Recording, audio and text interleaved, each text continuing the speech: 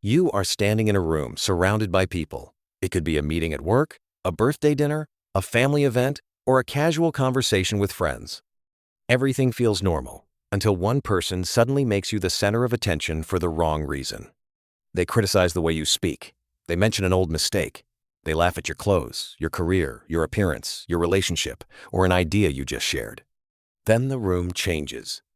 People stop talking. Their eyes move toward you. Your chest tightens. Your face becomes warm. Your thoughts disappear at exactly the moment you need them most. Usually, one of two things happens. You react with anger and say something harsh that you regret later. Or you force a smile, pretend the comment did not hurt, and stay silent while the humiliation sinks into you. Hours later, the moment returns. You replay it in your mind while driving home, lying in bed, or standing in the shower. Suddenly, you think of 10 perfect responses. You imagine what you should have said, how everyone might have reacted, and how different you would feel if you had handled it better. But here is the real reason the memory keeps bothering you. It is not only the insult, it is the feeling that, in that moment, you had no control. Today, that changes. By the end of this video, you will know how to respond when someone tries to embarrass you in front of other people. You will learn how to stay composed, protect your dignity, and shift the discomfort back toward the person who created it. The goal is not simply to survive the moment. The goal is to leave the situation with more self-respect than you had when it began. Before we discuss what to say, you need to understand what public humiliation is really about. Most people misunderstand it. When someone attacks you publicly, your mind immediately interprets it as something deeply personal. You may think they hate you, want to destroy your reputation, or believe something is wrong with you. But in many cases, their behavior says far more about them than it says about you. Think about a dog that barks at passing cars, moving branches, strangers, and even empty space. The dog is not barking because every object has harmed it. The barking comes from something happening inside the dog: fear, anxiety, excitement, or insecurity. People who humiliate others often behave in a similar way. Their words are noise coming from an internal problem. Some need attention. Some want to appear dominant. Some feel invisible unless the group is laughing with them. Some use cruelty to hide how uncertain they feel about themselves. They may create embarrassment because, for a few seconds, it makes them feel important. Understanding this does not mean accepting disrespect. It does not mean making excuses for them. It means you stop responding from panic. You begin responding from strength. There is one rule you should remember whenever tension rises in a room. The first person who loses emotional control usually loses social control as well. If you explode, shout, or desperately defend yourself, the other person can pretend that you are the problem. If you completely collapse, avoid eye contact, and make yourself smaller, they may feel that their attack worked. But the person who remains steady changes the entire atmosphere. Calmness communicates that you are not easily controlled. It forces everyone watching to reconsider who actually looks weak. So do not ask, "How can I destroy this person with a clever insult?" Ask a better question.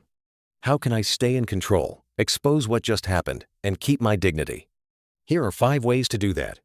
Number 1. Create a pause.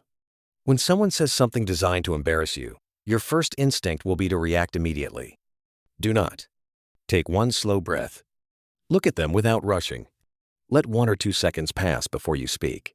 You can even blink slowly and keep your expression neutral. This sounds simple, but it is extremely powerful.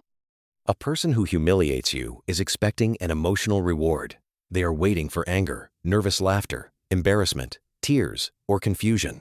Their entire performance depends on your reaction. Your discomfort is the fuel. When you refuse to provide it, the moment begins to turn against them. Instead of seeing you panic, the room sees you studying the situation calmly. The silence grows heavier, but it no longer belongs to you. It begins to surround the person who made the comment.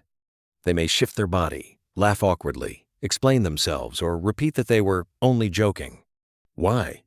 Because your calmness gives them nothing to work with. A pause shows that you are choosing your response rather than being controlled by their words. That is not weakness. That is authority.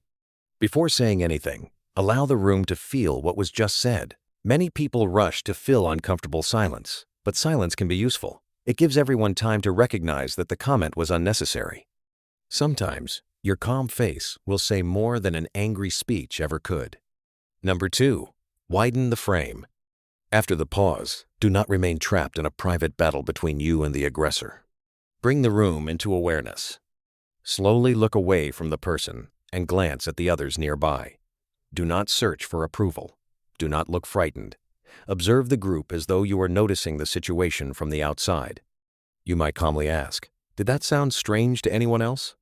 Or, "Was that supposed to be funny?" You may not need to say anything at all. A brief look around the room can be enough.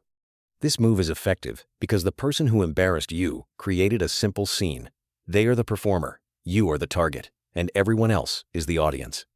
By acknowledging the group, you change the roles. You are no longer a helpless target.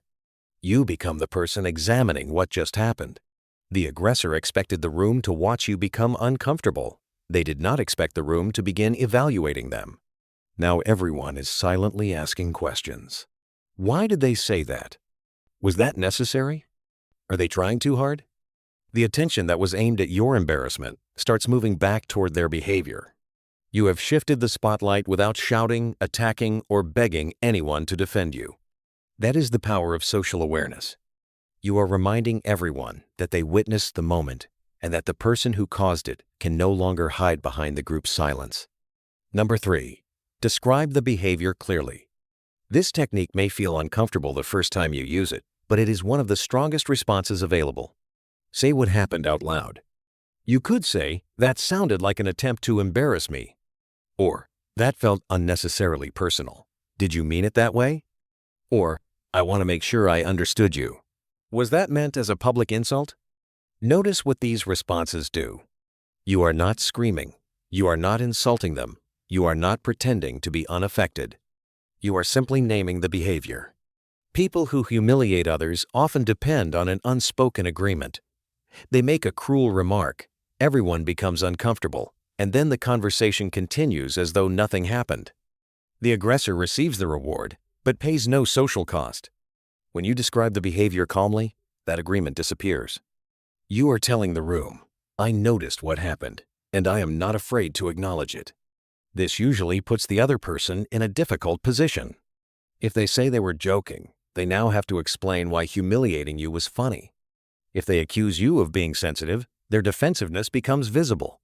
If they deny their intention, you can simply say, "Good, then let us keep it respectful." Naming the behavior is not dramatic. It is honest. You are not asking the group to rescue you. You are showing that you can recognize disrespect and address it directly. People often respect the person who says the uncomfortable truth with composure. You do not need a long argument. In fact, the shorter and calmer you are, the more effective the response becomes.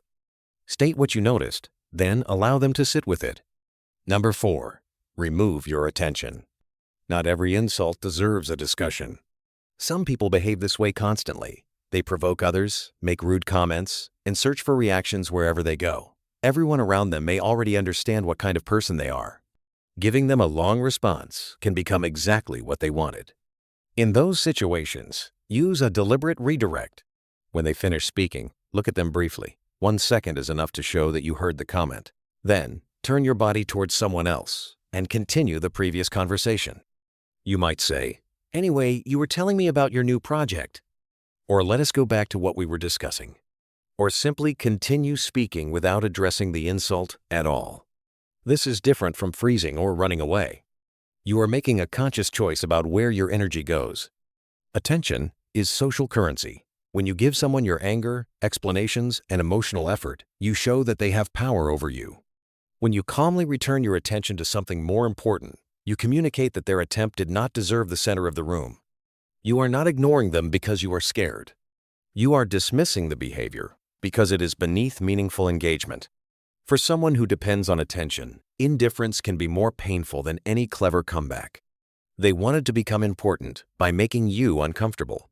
Instead, you make them irrelevant. Your body language matters here. Do not turn away quickly like you are escaping. Move slowly and naturally. Keep your shoulders relaxed. Continue the conversation with confidence. The room will understand the message. Number 5. Use a controlled response. There are moments when silence or redirection is not enough. Sometimes you need to answer, especially when the comment attacks something important or when staying silent might be interpreted as permission. A strong response should follow 3 rules.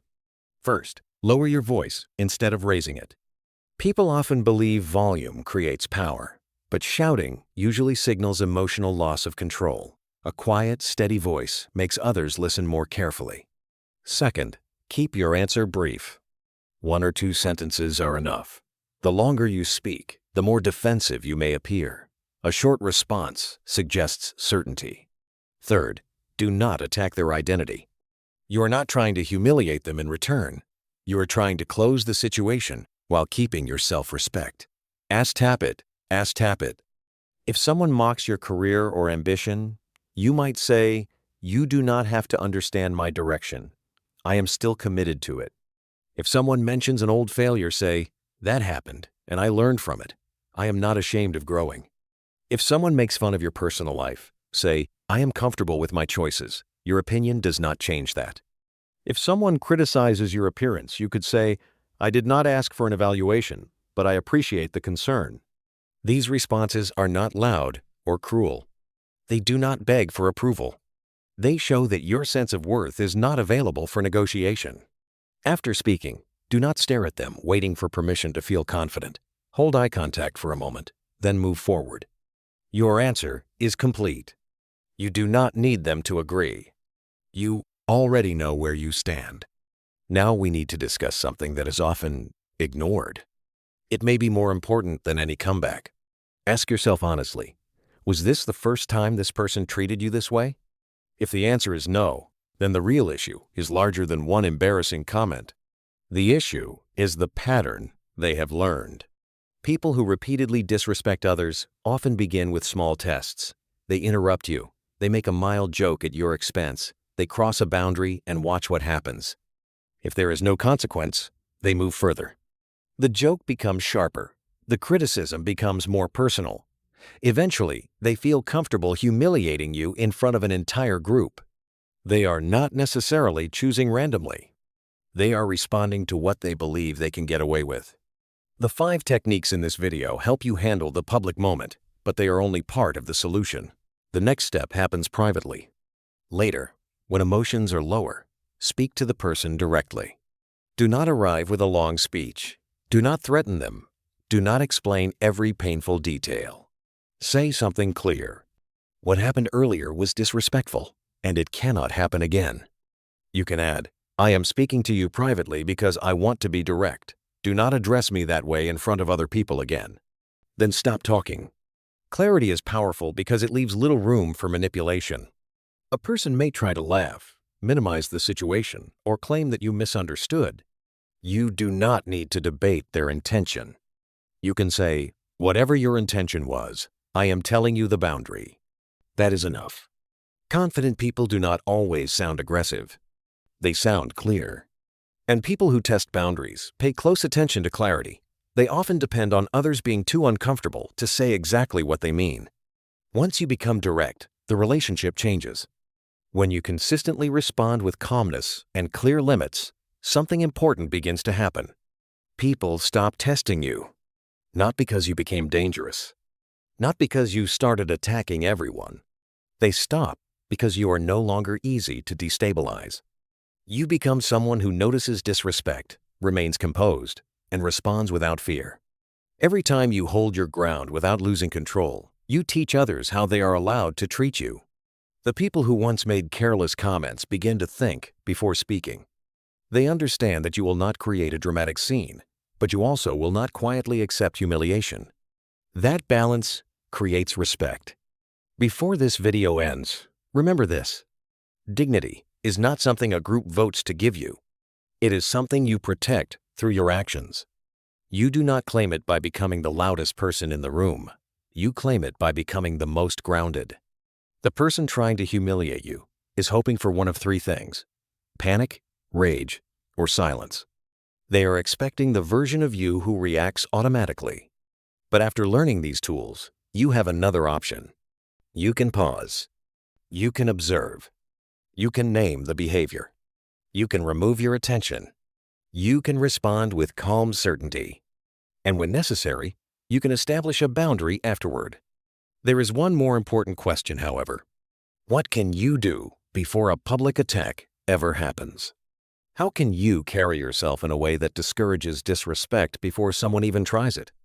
That is what we will discuss in the next video. Subscribe and turn on notifications so you do not miss it. And before you leave, write a comment below. What is the hardest part of public humiliation for you? Is it controlling your emotions in the moment? Is it finding the right words? Or is it replaying the experience in your mind afterward? Share your answer, because your experience may help shape the next video.